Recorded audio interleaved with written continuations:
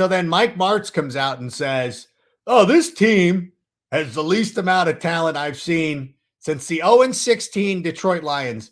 And number one, I didn't know that Mike Martz was still around and still had access to our brains. Like, first of all, Mike Martz, why are we still asking Mike Martz his opinion on anything, on any sort of roster construction? The moment that Mike Martz determined that Greg Olsen wouldn't fit into his garbagey, gimmicky offense, I think that's all we needed to know about Mike Martz. That offense got figured out pretty quickly. All right. Mike Martz started out in Southern California. I think it was at like Santa Ana Valley High School. Maybe it was Canyon of Anaheim. I don't know what it was. That offense is good the first time you see it, and then people scheme for it, and it's done. All it does is get quarterbacks killed. Kurt Warner's career probably could have lasted longer. Jay Cutler's certainly would have. And Mike Martz, like, we don't need to hear from Mike Martz. Like, you know what? Let's get Cade McNown on this show. I want him to break down the quarterbacks. Is Mark Trestman available? Why are we seeking the opinions of people like this? Like, we don't need them anymore.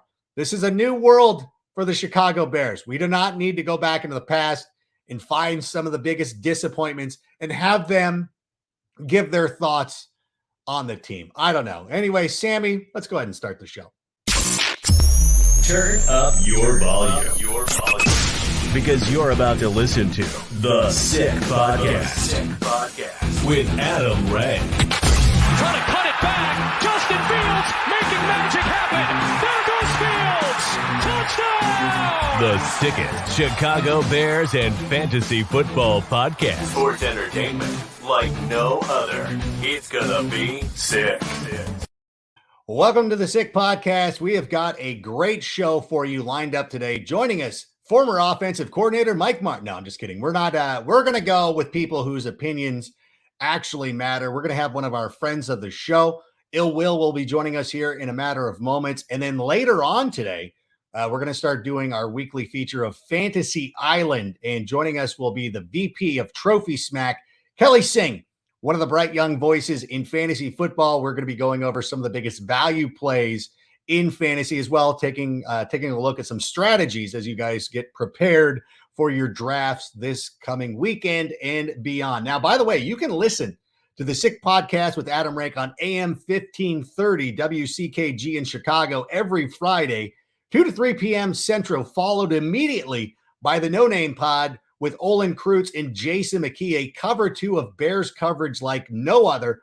That is AM 1530 WCKG. And if you're driving around in the car listening to us right now, we thank you for that. Want to let you know that you can also watch us on YouTube and Facebook. And if you are doing that, please comment using the word sick. And if you're listening to the audio, wherever you download podcasts and you're enjoying it and you're like, oh my gosh, I've never given a review for the show, that would help us out tremendously. Like, review, maybe send it to a friend of yours, maybe go to your Facebook group, be like, hey, check out this podcast. That idiot from the NFL Network's on, and he's talking about the Chicago Bears, and it's a lot of fun. And so we appreciate everybody who's already done that, and we appreciate everybody for being here. And speaking of being here, let's waste no time bringing in one of our favorites. He is a great follow on Twitter. He is one of my favorites in the Twitter community. And just, you know what, in his podcast, The Three Kangs, is amazing. That's another podcast you should be downloading. Let's welcome to the show, Ill Will. What's up, Adam? What's up? How are you? I know we're holding it down for the Inland Empire, right? Yeah, a couple of IE kids chopping it up about the Chicago Bears. What could be better? What did you make of Mike Martz's comment? I didn't know that Mike Martz was still around. I didn't know. What Food for Less did they pull him out of where he was the cashier to get his opinions on this? What is he talking about? Is he working at like Home Depot? He's like what people do when they retire. They work at the front of Home Depot and they like pass out like the coupons. Yeah, I know this is radio, so I can't say the word, but we all remember that famous Jay Cutler clip when they were playing the Vikings. Tell Mike Martz to go blank himself. That's how we all feel about Mike Martz. You know, Jay Cutler felt that way. You feel that way. I feel that way. Bears Twitter feels that way. We don't value his opinion. No. We don't care. You know. It is one of those things like I didn't, sorry, sir. It's kind of like, it's one of those things. And this is always one of my big pet peeves is if you're just sitting there and you enjoy, like if you're sitting there, you're an IE guy. So you know this, there's a popular quick serve restaurant in Southern California called Del Taco that actually makes great fries. And every once in a while, you'll be sitting there enjoying your Del Taco and somebody walks up and is like, I hate their food. And you're like, okay, cool. I didn't ask for your opinion. I'm enjoying it. I'm actually having a good time. I don't know why people always need to go out there and feel like they have to interject themselves in places where it's unwanted. And when he's talking about the roster, though, and I think this is something that you brought up on Twitter, and I think it's very interesting, is that when you talk about the lack of talent and you talk about the lack of, there's not enough good players on this team. We just saw the NFL Network unveil the NFL Top 100 list, a list that's made by players, voted upon by players. We had 3 guys. I think that says a lot. Yeah, we got Robert Quinn, top 50. Roquan Smith, David Montgomery. We got a few guys that probably could make it in the future, like Jalen Johnson, Darnell Mooney, hopefully Justin Fields. And so you look at these teams like the Texans, the Jets, the Jags, the Giants, the Falcons. I think all those teams combined have the same amount as top 50, top 100 players as we do, but yet somehow we don't have any talent. We don't have anyone we don't have good NFL players at all. And you're starting to see, it's just preseason, but you're starting to see the Bears play hard, play a certain brand of football that we're used to in Chicago. Mm-hmm. And people are doubling down on bad takes. They're tripling down. It felt really weird watching the Thursday night game from a week ago, the one that emanated from Seattle. It feels like, and listen, I understand, I know how television production goes. Mm-hmm. You walk into it, you have a certain feeling about a team. I feel like Orlovsky and Louis Riddick were both of the mind that the Bears are garbage. And I think Orlovsky's a little bit more open-minded, but it really felt like they didn't know what to say when the Bears started playing. So, and it's not like they were, looking like the 85 Bears or anything like that, but you could tell they were a more well-oiled machine than the Seattle Seahawks, which, by the way, they had a veteran quarterback going up against second stringers and still could not function as an offense. I think that they didn't know what to do at that point. Yeah, Geno Smith, he's been in the league for several years, and he was just the word I want to use is flummoxed. He couldn't get a first down. And he was playing against, who was the guy? The Jones guy, and it wasn't Bayless Jones or Braxton. I don't know who these guys were. And I'm a Bears fan, and they were shutting this team down. They didn't score until like the fourth quarter. And Geno Smith was playing football games. This is an NFL quarterback. I'm not, he's actually deserves to be in the NFL. He's not a practice squad player.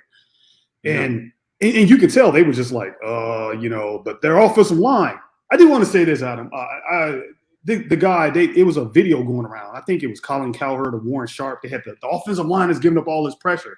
And it was like a screen and a rollout, and the running back didn't pick up the blitz. They just have this narrative that they're putting out there, and they're stuck on the narrative, and they just keep reiterating and regurgitating the same thing over and over. And it's like, I don't know if they know what to do. Why is it so hard to admit, hey, maybe this team isn't as bad as we thought they were? They aren't great. We don't think the Bears are great, but just say they aren't the worst team in the NFL. Can you just say that? Can you just admit that? I feel like the way that Matt Eberflus coaches this team, it would be impossible for them to be the worst team in the NFL. It would literally shock me. I'm not going to delude myself into thinking that they're going to go out there and win 14 games and dominate or anything like that. But the effort that we're already seeing in the preseason just shows me that it's going to bleed over to the regular season, that people are going to be playing hard, that this team is going to be competitive week in and week out. And if there's some funny losses, like, okay, like they're not uber talented. I get that. They're not, it's as much as those teams are terrible. And I think this might be something, I think as much as teams like the Seahawks and the Falcons, I think overall those teams are terrible, but it feels like a fantasy football mentality of Kyle Pitts is so good. Oh yeah. Like he is such a massive, he's such a massive mismatch that you're like, this Falcons team You're like, no, it's one guy. Mm. He's the only guy, and he looks great. Wait till the regular season starts. Matt Eberflus would scheme that guy out of the game. Mm-hmm. Seattle has the same thing going for them, where like DK Metcalf, Tyler Lockett, one of the best tandem wide receivers. So it kind of disguises it. But I think that overall, wouldn't you agree, like the Bears as a football team just feel better, even though they don't have superstars like Kyle Pitts or DK Metcalf or something like that? I totally agree. And this. I'm gonna go into a little bit of history. I've been doing this too, and going back and forth. Greg Gabriel, former Bears scout, has been with me on this too. Go back to the Lovey teams, right? The first year, the Bears weren't very good. I think they won 5 games. After that, Lovey Smith Bears teams never had less than 7 wins a season. They wouldn't always go 10-6 or 11 and go to the Super Bowl. They went to the Super Bowl, went to the NFC Championship. We all know that. Had back-to-back double-digit win seasons. But the other seasons, they would at least go like 7-9, 8-8, no matter what. They would never just completely trash. And it's because of the style of the way they play. They play hard. They run to the ball. They force takeaways.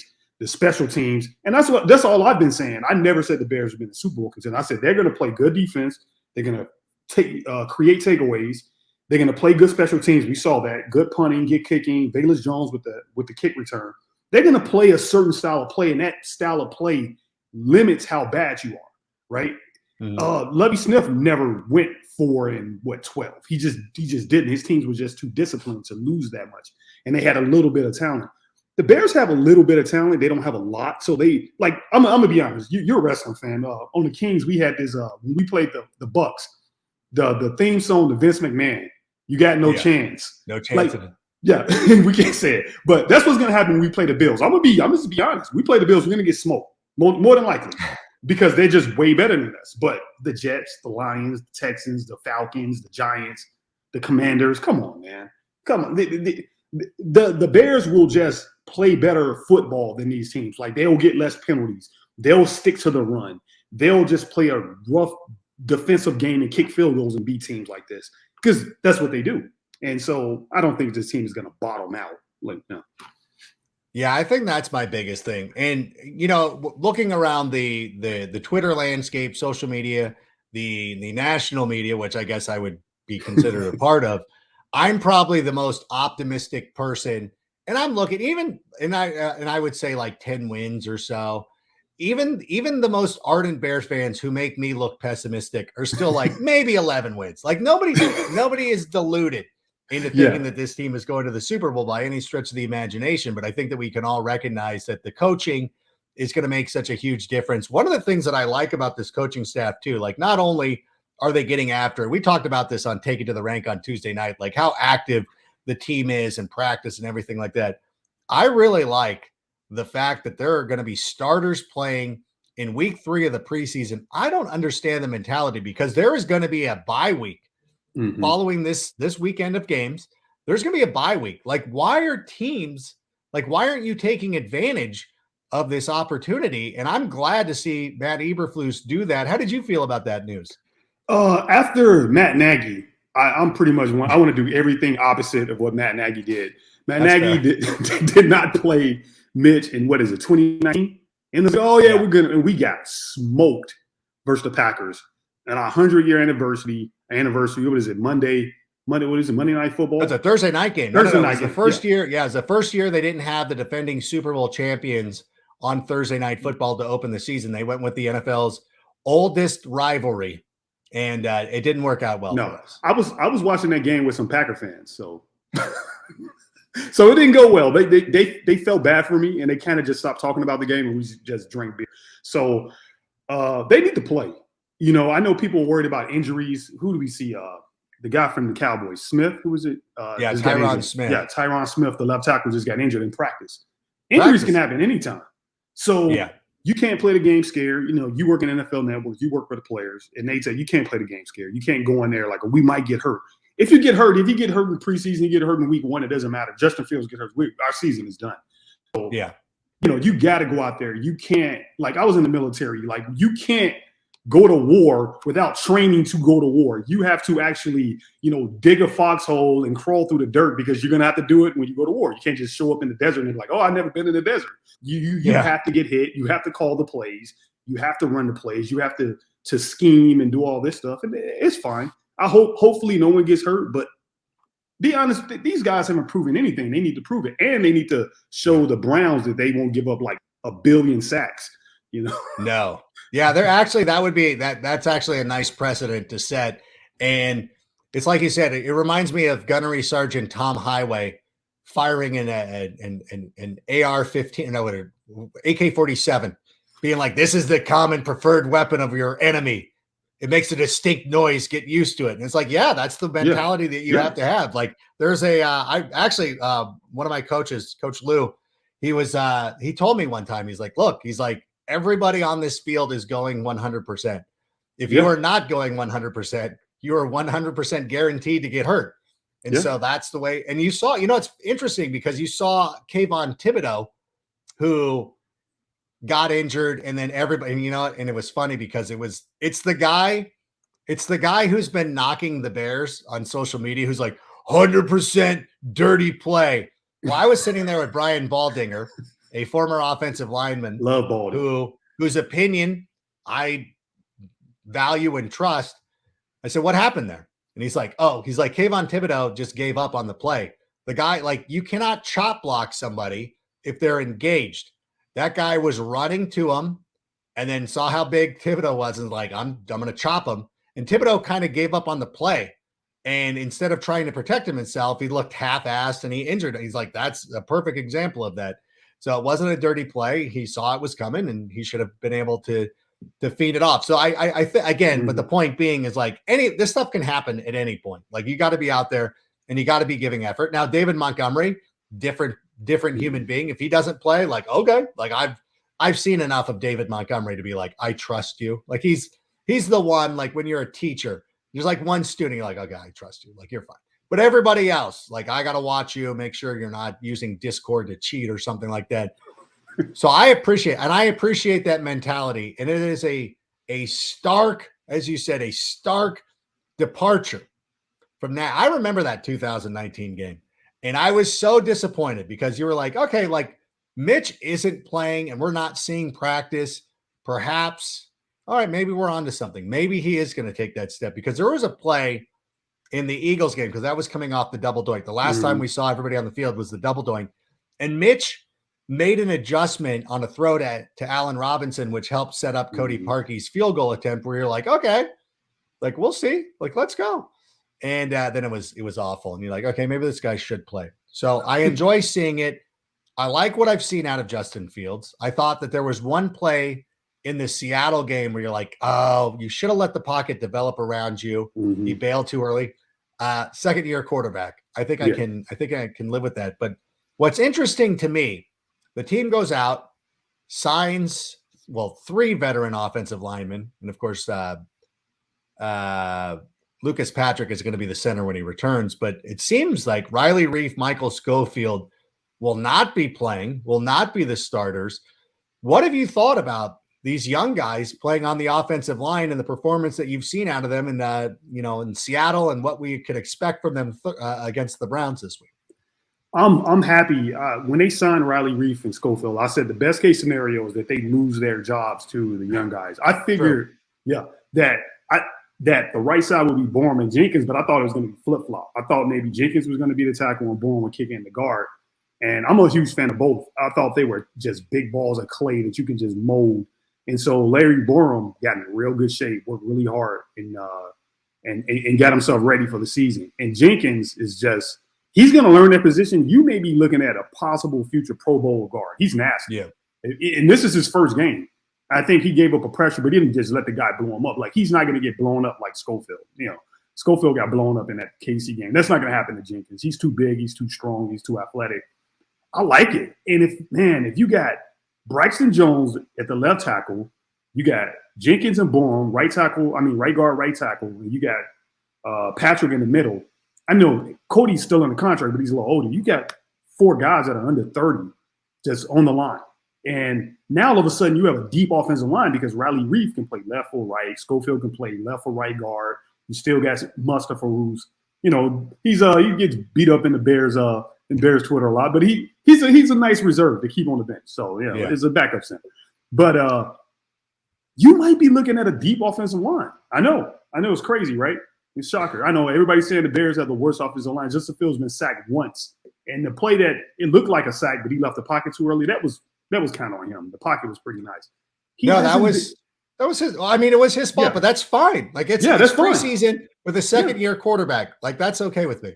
Yeah, he tripped over Bryson Jones' feet. So actually, if he did trip on all 22, you see him. He kind of clipped his foot. If he wouldn't clip his foot, he would have picked up probably 8 yards. So, that's why you got to look at things. If he doesn't clip his foot, he picks up 8 yards, and we don't even care about this. But I like it.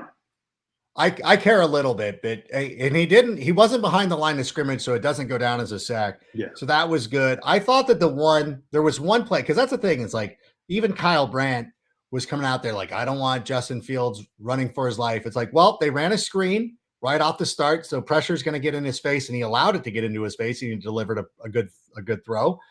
The only play that I felt like he got actual pressure, not the one where he decided he was being pressured. But again, this is coaching. This is fixable. The one was Khalil Herbert missed it. Like he missed the blitz pickup. And again, like I feel, this is maybe me making excuses, but like David Montgomery doesn't miss that block. Like that's going to be fine. I think that's the biggest issue. Like that's the young running backs between Ebner and Herbert. Like, can you guys pick up pass protection? Because that is going to be a big issue. Otherwise, they might see more 12 personnel and, running more of the fullback. We still got Kari Blasingame, out there too. So I don't know. Am I being too optimistic about this? I know it's not perfect. I know it's not the Philadelphia Eagles. The Eagles have the best offensive line in football. That's fine. But they're not the worst. Am I wrong? I don't think you're wrong. And you know who came from Philadelphia? A young man named Ian Cunningham. Oh my gosh. He's the assistant GM. These guys, Ryan Poles, Kansas City, they built a pretty good offensive line. And before the Eagles, Ian Cunningham was in Baltimore. They do a pretty good job of building offensive lines. I think they'll be okay. And I like the fact that we have young guys because there's upside. There's really no upside in Schofield and Reef. It's like, okay, they're guys. I can see a path where Jones is going to get better because he's a rookie. He should get better. If he's playing as well now, Borum, Jenkins, they should get better. And I think Patrick should make it all work, should help it out. And you may be looking at in the way they're going to run the wide zone, they're going to bootleg Justin Fields. I think they're holding a lot of that back. They did it a couple times, but they're not really trying to show the hand. They're running real basic concepts, little overs. They're not really showing you the hand. And I think they can be okay. And I don't think that this coaching staff is going to leave Justin Fields out to dry. I heard Tom Thayer, the great Tom Thayer. I was listening to he was doing a preview for the Browns game, and he was saying that they never changed the snap count versus the Browns. Myles Garrett and Jadeveon Clowney were literally, they knew the snap count. They were jumping off the ball faster than the Bears offensive line. And that's why they got so many sacks. I don't think you're going to see stuff like that. I think if you see the ends rushing Justin and getting to him, they're going to leave. They're going to do 12 personnel. They're going to call max protect. They're going to roll the ball out. They're going to run the ball. They're going to throw screens. They're going to make you pay for pinning your ears back. And I think that's a huge difference that people are discounting. The coaching staff is going to protect the line and Justin Fields a little bit better, in my opinion.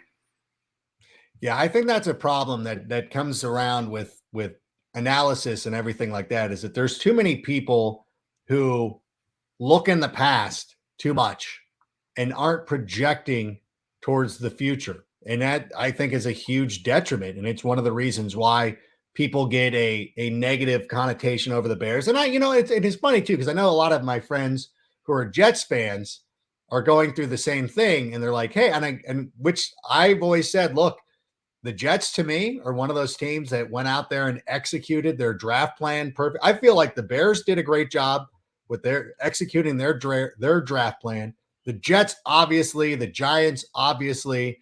It's just now a part of like, these players have to perform. And I think Zach Wilson's not as good as Justin Fields. I've always said that. That goes back to before the draft. And that is my thing. Like, whenever somebody's like, well, why don't you give the Jets the benefit of the doubt? It's like, I don't think your quarterback's as good as ours. And I've said that since day one. I was saying that after that whole draft review, you can go back and read the stuff that I wrote. I'm like, I don't know why any quarterback outside of Trevor Lawrence, which is understandable, is going ahead of Justin Fields. I just cannot watch college football. It reminded me of the draft class where Mitch Trubisky and all those guys came out, and you're like, well, I'm projecting this guy with upside over two guys who dominated in college football. Mahomes, if you wanted to have some reservations, because, Texas Tech played a more gimmicky offense or whatever, but it's like the other guy, who I don't want to refer as a football player. Yes. As a football player. By the way, God bless Jacoby Brissett. I know that he probably didn't mean it this way, but they're like, hey, can you be like not Deshaun Watson? He's like, I can do that. I'm definitely not Deshaun Watson. Like, whether he meant that the way that it came off or not, that was the perfect response, and I got to respect him for that. And I'm now rooting for Jacoby Brissett because of that. But I think one of the biggest things is that we have a lot of confidence in our quarterback. I liked what we saw. I don't think he gets enough credit for the throws that he makes. And now, you know what? And I know that you always have been talking about the concepts that Luke Getsy is bringing out there. And we saw it with that Cole Kmet play where they had ESB up top, they had Darnell Mooney underneath, and then they had Cole Kmet. They had three options. Actually had five options because there were two routes for Justin Fields to run.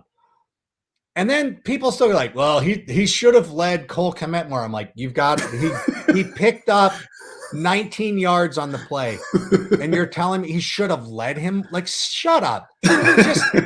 But isn't that, I thought that play was a perfect example of stuff that we can expect. Is that, I know you've been talking about mesh concepts. Is that what that is? Is that kind of like, well, when they cross over like that's mesh. Packers ran a lot of mesh. They ran a lot of mesh. It's good versus man. And I just like I say this a lot. It's the football nerd in me. I like the offensive architecture, right? I study this stuff, right? I get the books from Bobby Peters, and I'm like reading it, and I'm like going to the All 22, and I'm looking this up. I like it. I like the fact that because the Bears are going to run the ball, and so when David Montgomery, who the NFL players respect, he's going to be a threat on that stretch handoff, Justin Fields bootleg, and you can do so many route concepts with that, man. And Justin throws so well on the run. That was awesome. I mean, the thing like Cole Kmet, I'm the king of Cole Kmet fan club, right? So, I'm sorry. Excuse me? Excuse me? Am I not sitting? Sammy, am I not sitting here? Oh my gosh. Okay. I'll say I'm a self-proclaimed king. Okay. Fair enough. But Cole Kmet is what, 6'7", 260 pounds, and he's all muscle. You're gonna tackle that guy? Who wants to tackle Cole Kmet? Cole? And he runs a 4.7, and he's a big guy, and he can lower his shoulder. I don't know how he does it, but he can lower his shoulder, like I'm not trying to tackle Cole Kmet. I'm making business decisions at that point. So that's an awesome play. I love that play. And it's funny too because I always have to correct people when they say dumb things. I can't help myself. One of the things it really, though, sometimes I'm getting better about holding back. But when people, and I'll still see this online, and people will be like, well, when you have a run first quarterback like Justin Fields, I'm like, you need to stop. Please stop that. And I know why they're saying it. And it's there's an unconscious bias of why they say it. Like they say that about, I remember I used to work with a guy. He was no longer with the NFL Network. He'd be like, well, like a run, Jameis Winston, a running quarter. I'm like, Jameis Winston is not a running quarter by any stretch of the imagination. Like he might lose to Tom Brady in a foot race. Like let's at least watch 1 hour of film, please. The one thing that I really loved about that, and again, it goes back to destroying narratives, and it goes back to like being able to establish the identity of who Justin Fields really is like that rollout. Like, and again, he has three options. He's looking at all of them.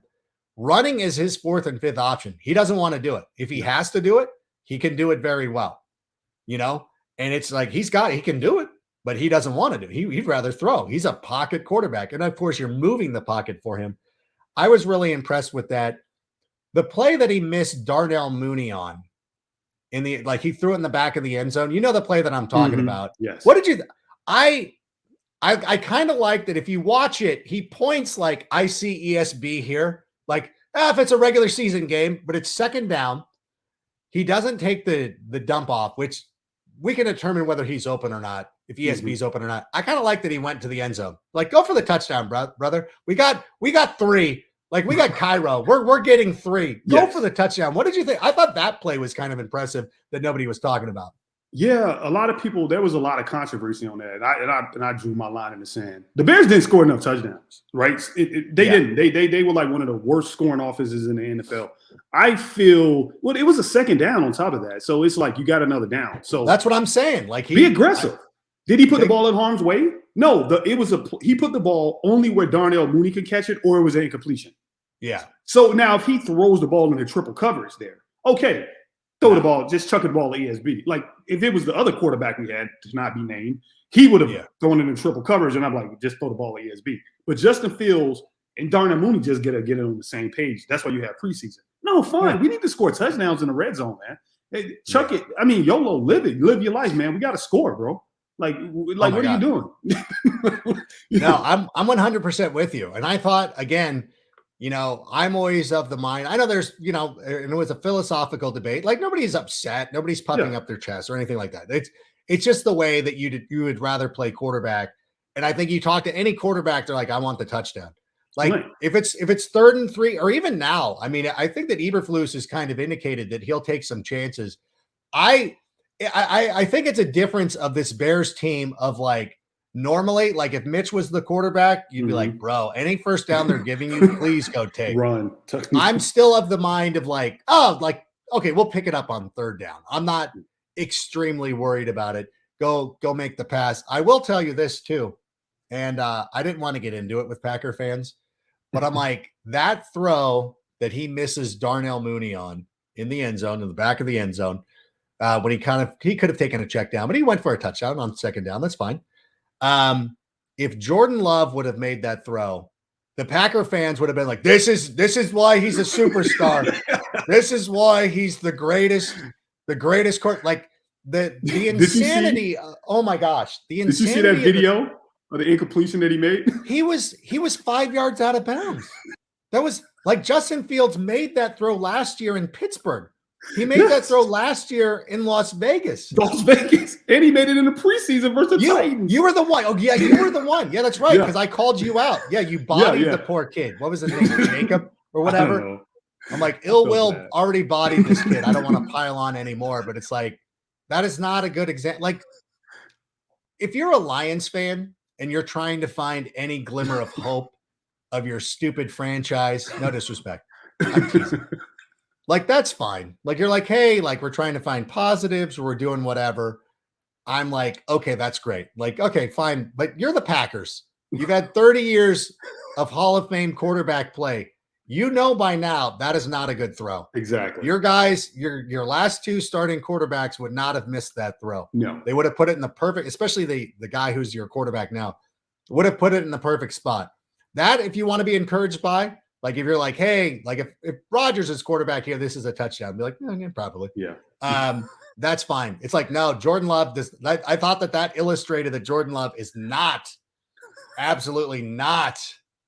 By the way, you know what? I swear to you, how much we've had to endure with Viking fans trying to tell us over the last 2 years that Kellen Mond. Oh my God. Kellen Mond. Oh, you know what? Kellen Mond's going to end up being better than Justin Fields. Just you wait.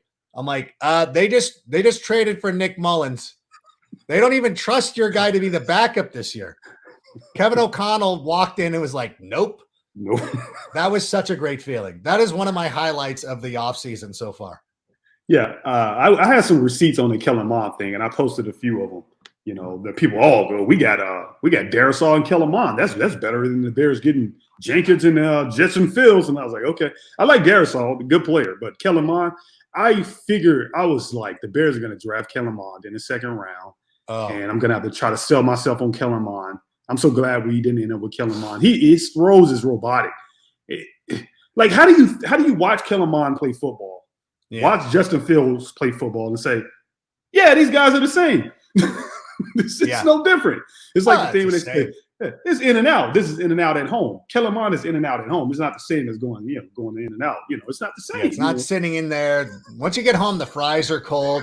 You're like, oh, this is a little bit more overrated than I thought.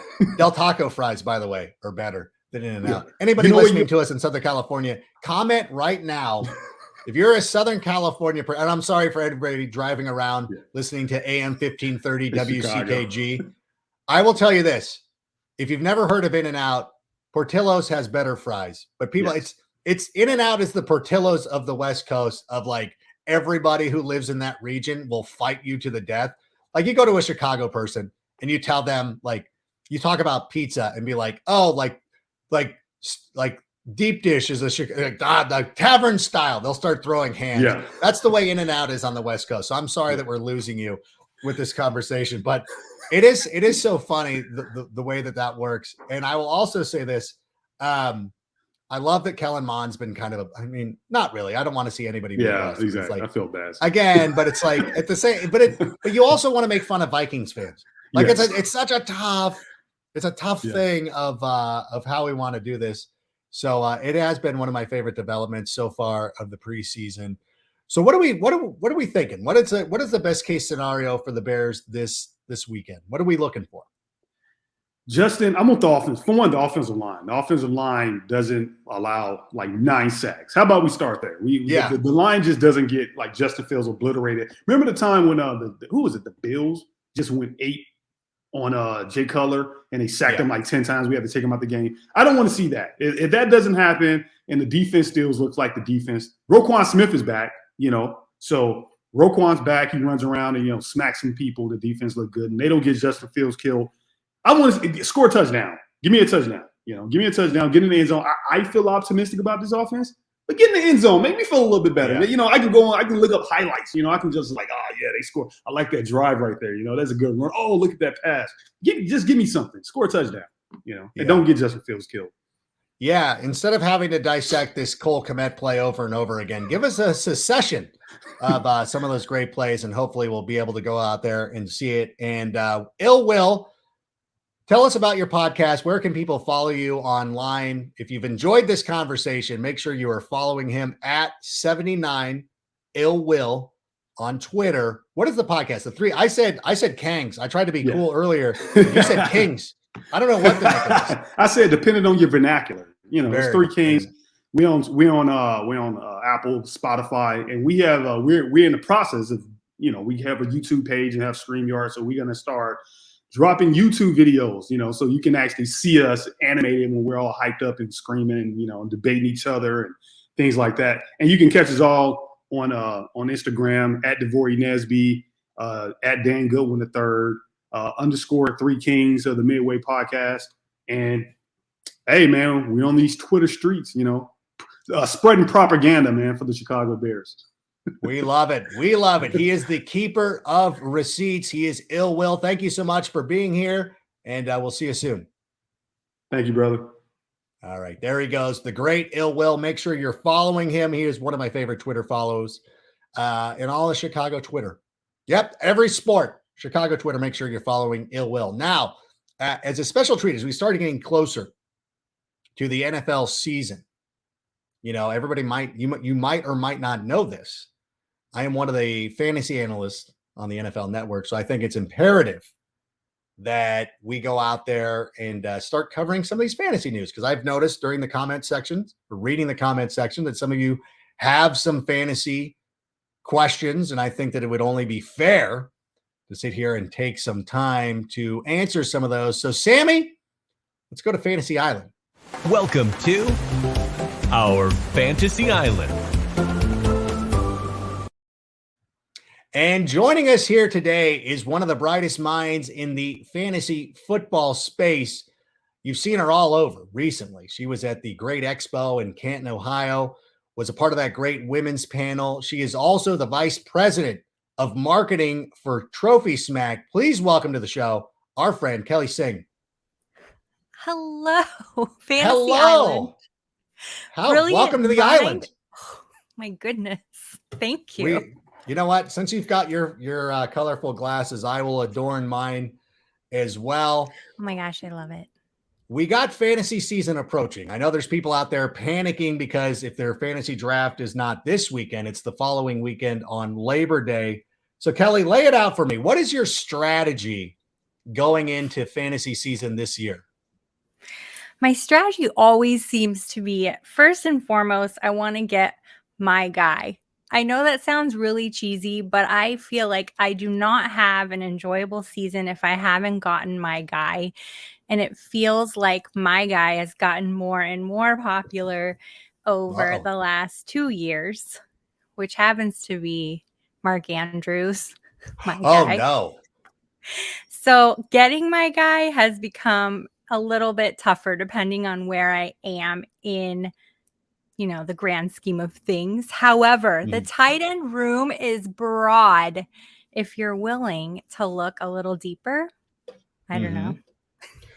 How early though? Like whenever we've heard this, like for the last couple of years, we've seen people reach as early as the first round for guys like Travis Kelce. How early is it? Is it too early to go for a tight end? Where do you want to draft somebody like Mark Andrews? I'm sure that I'm going to get a lot of hate for this, but no, it's never too early to draft a tight end like Mark Andrews or Travis Kelce or any of those top guys because of their scoring potential, especially in those leagues where you can get extra points for different tight end roles. I like to play multiple tight ends personally in flex spots because I feel like they're really undervalued in fantasy. People are always looking RB. I feel like that's gotten a little bit slower as the years have gone by, and that's somewhat antiquated. This year, it feels like wide receivers are getting a lot of attention, but that tight end role, man, they can produce. I'm not talking to Nick Boyle that blocks. I'm talking to Mark Andrews that makes points. No, for sure. And it's not a knock on Lamar Jackson to say this, but it's not a knock on Lamar Jackson to say this, but that offense designed by Greg Roman funnels targets to the tight end, which is why Mark Andrews is a tremendous option for you, puts up the numbers of a wide receiver. Has he passed Travis Kelce as the top tight end in fantasy? I mean, I guess he did last year. He scored more points, but what about coming into this season? I still was seeing a lot of writing out there where he was the tight end 2. But yeah. But I would say in drafts that I've been in, that's totally the opposite. He's definitely going as the TE1, and I've been in well over 20 drafts already this season, and it's 20 drafts? Yes. Man, I'm such a noob. People online are not going to like that. They're going to think that that's excessive. Only rookies do that. Yeah. Who would do that? So, but you're also drafting though with fantasy hipsters. Like you're out there with like people in the industry, like most of these, like we do a lot of these drafts, like the people that we're drafting with now are all hip to this. But if you're talking to somebody, and we have a lot of great fans who are listening to us on AM 1530 WCKG in Chicago, who might be approaching a fantasy draft for the first time right now. When you look at the rankings though, for us, I think we're both in agreement that Mark Andrews is better than is a better option than Travis Kelce. Yes, for sure. How do you feel though? Let me ask you though, because I like Mark Andrews is still my tight end 2, but my tight end 1 is Kyle Pitts. I just feel that him being in Atlanta, being the most featured, like probably the best option that they have as a receiver. I know they drafted Drake London, but I also look at it too. When Marcus Mariota was the quarterback in Tennessee, Delaney Walker had the best seasons of his career. Right. So I think that Kyle Pitts could end up being the tight end 1. Am I crazy? I don't think you're crazy. There's a lot of hype behind that. I don't think it's unfounded hype, but it makes me slightly nervous when I think about making Kyle Pitts my tight end 1. However, that being said, once it comes to me if my top choices are gone. There is Kyle Pitts. I am seeing him go very early as well. So I don't think it's terrible, but there are some really fun. There's one specific tight end that I think is a really fun sleeper option that maybe people are starting to think about, which is Albert O. I will not attempt it just out of respect. Akue Budum. I know all of you radio TV people practice because Kendall with another network, Kendall Valenzuela, she practiced and said it on our Women of Fantasy Football podcast. And I was like, teach me your ways. Yeah, you got to get the phonetic spelling. I just had the researcher send that to me. I think I still might be saying it incorrectly, but Akue Budum. And it's also like when Tua Tagovailoa first started coming out, and then people just say Tua. I wanted to be the first one, especially in the fantasy space, who was just like, I'm going for it. And you just got to have the confidence. And eventually, people have caught up. And once you learn how to say it, you'll never say Tua. You're always like, oh yeah, Tagovailoa does this and that. So it is something that you'll get it, Kelly. Listen, it's still training camp for us as well as you're getting acclimated, getting ready for the upcoming season. But Akue Budum, why do you like him so much? Why do you think that he has some potential there for the Denver Broncos? Because one, Noah Fant was the tight end there. I was on that train, even though he received the bulk, I believe the leading share of snaps there on the team, he's gone. So that frees up 90 some snaps, I believe. And that leaves Albert O there to receive those. I think with Russell Wilson in place, he's going to be looking for that tight end to pass to. It's a whole opportunity. And right now he's being drafted as the tight end 17. Ooh. So it's really a really great value, in my opinion, with this brand new offense you're going to see in Denver. You know what? It almost makes me want to pull up the fantasy football calculator and figure out who are the six. I mean, obviously there's some guys at the top of these drafts who end up going ahead of, Albert Akue Budum. Let's see. Dalton Schultz, Dallas Goedert, TJ Hawkinson, Zach Ertz is a great option. Dawson. Okay, wait, actually, I'm starting to see. All right. Okay. I'm starting to see why he could possibly fall, but I do want to say this, you might or might not be aware. This is a Chicago Bears show. Right. So if we're going to talk tight ends, Will and I were just talking about Cole Kmet. We're both fighting over like who's the bigger Cole Kmet fan. It's like that scene in Happy Gilmore where Chubbs dies. Oh, sorry, spoiler alert. Where Chubbs dies and Shooter and Happy are both fighting over who's playing for Chubbs this year. Mm-hmm. It's kind of that way with Cole Kmet. How do you feel about him as a potential sleeper this season? Last year, I was like, this is going to be great. I'm going to draft Cole Kmet. And then nothing really great came of that. This year, I feel so much better about it. And it's so strange how it's this bitter discussion online. There's Cole Kmet fans and there's Cole Kmet haters. I am not on the hater train. I'm on the fan train. I see the perfect opportunity for him to really shine this year. I think that the Bears in general have a great opportunity to shine this year. It's super exciting. I think football in general, so many teams spent the off season really just shining those turds, we are gonna shine this year. Look at the Lions, look at the Bears, look at everybody, even Houston. David Mills is out there with his long neck making people look. It reminds us in Chicago of Mike Glennon. Whenever you see a long neck, it looks like Uriel Plouffe from Star Wars. We think of Mike Glennon. You did say the Detroit Lions. Don't throw the Detroit Lions in with the Chicago Bears. Like, we're a serious franchise. The Lions are like this mid-card jobber in AEW or the WWE, where it's like they put together a video package. Like, this is why Hard Knocks is so great for the Lions, is that you can put together a video package of the Lions and it leads you to believe like, oh my gosh, this could actually happen. Like, yeah, the Lions, they're going to go out there and they're going to win. Like when sometimes I'll be watching SmackDown on a Friday night and they put out a Chad Gable video montage. You're like, oh my God, Chad Gable's going to beat Roman Reigns.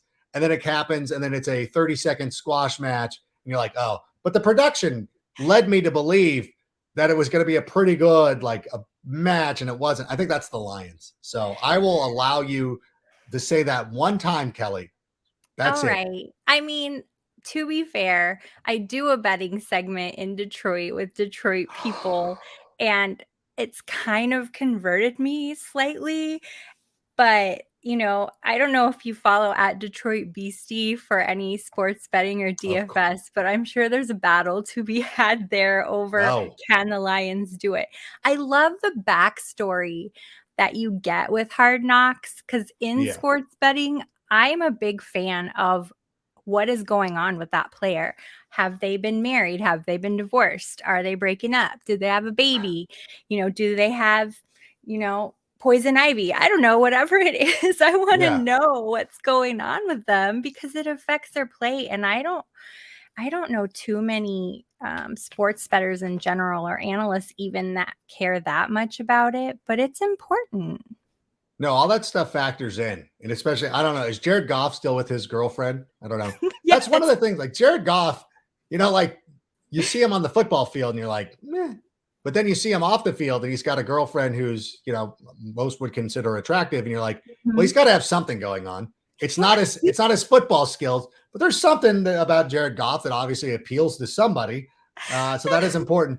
I do want to ask you though, since you do, I'm not advocating betting.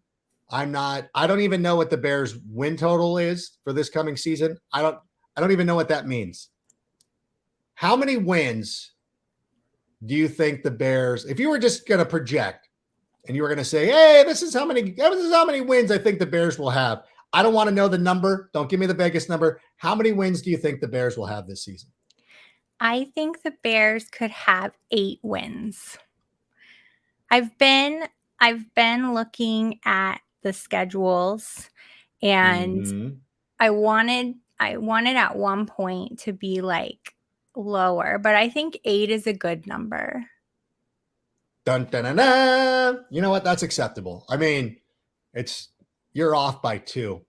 Okay. But it's okay. No. It's acceptable. I do appreciate that. It's interesting to see. And of course, Kelly's work in the gaming space in fantasy football. She is an unbiased person living out there in Arizona, although she's close to a Portillo's. So I don't know if that counts both in Southern California and in Arizona. So of course there might be a little bit of, whatever. So I appreciate, I think 8 wins, I think most Bears fans are realistic. Last season, this team won 6 games with Matt Nagy without a coherent offensive program or anything like that. So I think that it's fair that when you look at the team right now, to be like, well, if they're coached better, they should be in more games and they should be competitive and they should do some stuff like that. I won't keep you too much longer, but I did want to take an opportunity to kind of pick your brain on some. I did ask you, I gave you a homework assignment.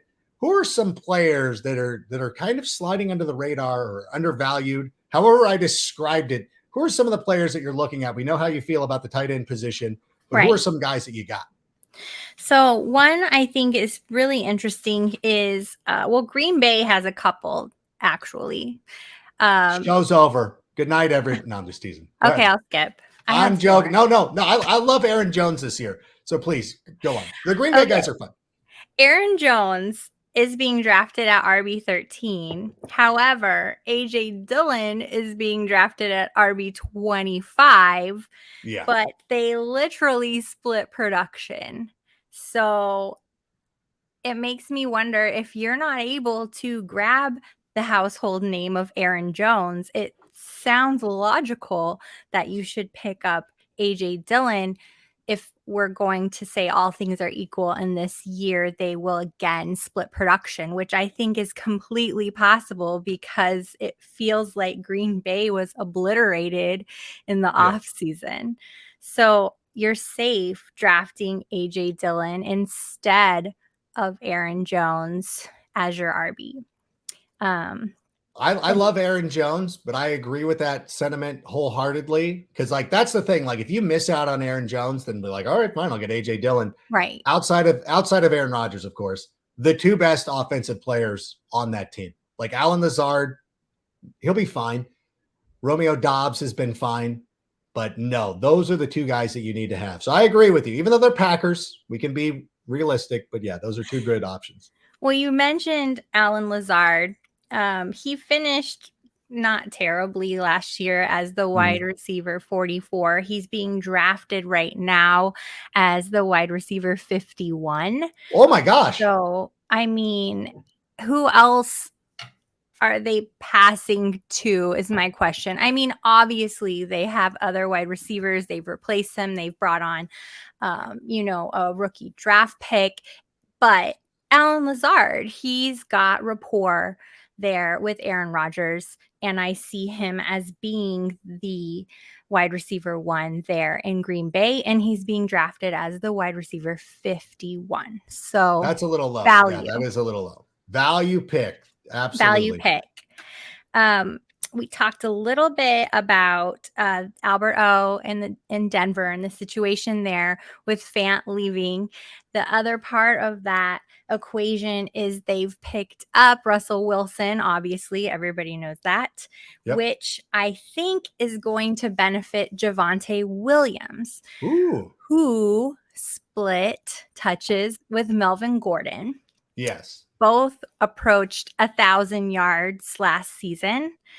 And again, that's great. That's fantastic. If they're going to continue to split yards, it's still a win for you. If I can't even speak, Melvin Gordon is aging, as we're all aging. We're all aging here. And it makes room for Javonte Williams to start moving up and taking more of those snaps. So think about Javonte Williams on Denver with a brand new quarterback and no one ball hogging. Yes. That's a great one. That's funny too, because like I've been an advocate of Melvin Gordon because of the discount, but again, it's a new coaching staff. I mean, a new coaching staff could come in and be like, yeah, we're just going to go with Javonte Williams because he's more dynamic. So that is something to keep in mind. Maybe I will go back to overdrafting Javonte Williams. How about one more for us? And then we'll let you go about your business. I have two more, but all right, two more. No, give me two more then. All right, I'll take two more. You said it. I was going to be polite. No. I was going to be polite. I don't want to take up all your time, but if you're going to offer two, I'm going to take two. I do. I have two more, but they'll be pretty quick because one I didn't actually figure out where they were going. Actually, both of them I didn't figure out where they're going in the draft. I just know I haven't seen them early. Saquon Barkley, bless his heart, is not going early this year. He finished he's being drafted as RB 14 right now, which actually I think that has to be his floor. It's Saquon Barkley. He's 25 years old. Yeah. And I know he's let us down year after year and he's been injured, but you have to take the risk. I think you have to. Yeah, for sure. And the other one that is kind of like the invisible running back who finished as RB5 last season is Arizona's James Conner. Oh, yeah. Not flying off the board, folks. No, nobody wants to draft him. Like, we tried to tell them last year to take James Conner. Like, I was all in on James Conner, and nobody listened. And then we're back in the same in the same spot again. Yep. He's out there. You can find him well into the middle of your draft, and the man finished 5th. Unbelievable. I know that he was sort of touchdown dependent last year, but like, yeah, touchdowns are cool. Like that, I expect this offense to score a bunch of them. He is their running back option for those. They got rid of his competition. It felt like, I don't know. People don't want nice things. I don't know how much that we have to sit here and beg them to take players like James Conner. They just don't want to do it. But listen, Kelly, thank you so much for doing this. You came on short notice And we really appreciate you coming and joining us here on Fantasy Island, which is presented by nobody. I don't know. Maybe if we knew a VP of marketing for some company, maybe that could be changed. But listen, thank you so much. How can people follow you on Twitter? And tell us a little bit more about Trophy Smith. Yeah, of course. They can follow me on Twitter at Kelly in Phoenix, where I do a lot of freelance work in my part-time.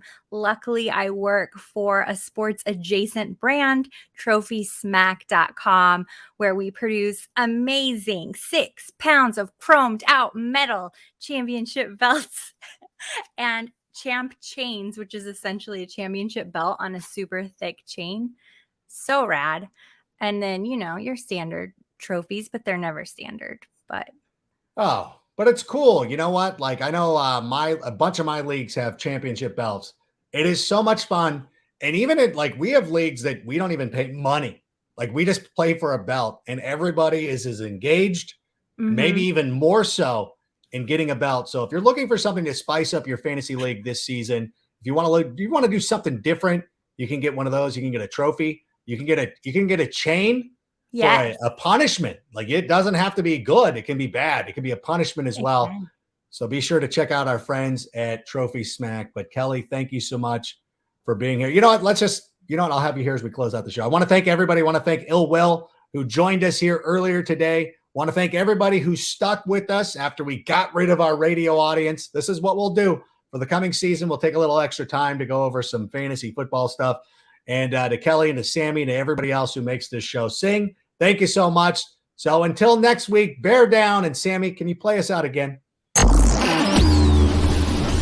And that's a wrap. Hope you don't miss us too much until next time. Follow the Sick Podcast with Adam Rank on YouTube, Instagram, Facebook, Google Play, and Apple Podcasts.